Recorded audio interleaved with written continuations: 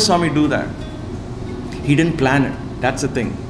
It came. He allowed that to blossom from my light, see in my light. He allowed that inner divine light to shine. And that made him more empowered. So education didn't stop him. Lack of education didn't stop him. Lack of knowing knowledge. Nothing stopped him from doing what he wanted to do. And he broke all the laws of science. He broke, like we know how many times he materialized objects and things like that. He broke all the rules of management. Everything that you learn in management today, you apply it to Swami, he's broken it. He's broken it. And yet he's most successful human being on earth today, as I can see. Because success is actually helping people. And if you count by sheer numbers, he has gone so far ahead. He was the first to establish a stand. Bhajan singing was there. Sampradaya bhajans were there. Traditionally bhajans were there. But they had kind of drifted into very, very low standards. People just get into frenzy, everybody beating the drum, and there was no music. It was more chaos. He comes and let's sing bhajans. But then he introduces a standard. This is how you sing. And today, the whole of the country is following Sai bhajans as a standard. They follow, let us do it like Sai bhajans. Because they, or somebody wants, they call Sai. Even here, I'm sure something happened, they want Sai devotees to come and sing a bhajan. Why? Because they know that there is quality there. Who do you give that credit to? Baba. Uniqueness. The idea of free education, free hospital, go out and serve. Uniqueness. After him, every holy man in India is starting a school, starting a hospital. Everybody wants to follow his model. He set the path.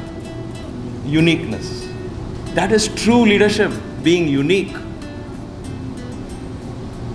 To me, that ties into that mindfulness. I have to be mindful of my uniqueness in this cosmos, and I need to exploit that uniqueness. It is okay if I stammer in my speech. It's okay if I have a limp in my walk. It's okay, that's who I am. Let me be proud of who I am. And that will help me express more fully, fearlessly, and therefore I become that street lamp that he wanted us to. I hope I'm making sense here. But this is how we got to, as Sai devotees, as being exposed to the greatest teacher of our time, if we believe that in our hearts, if we believe that, then let us exploit that treasure he has come to give. Otherwise we miss this life. I mean, before you realize 1 more year will pass, before you realize 5 more years will pass, before you realize a whole decade will go, or decade will go, and then what?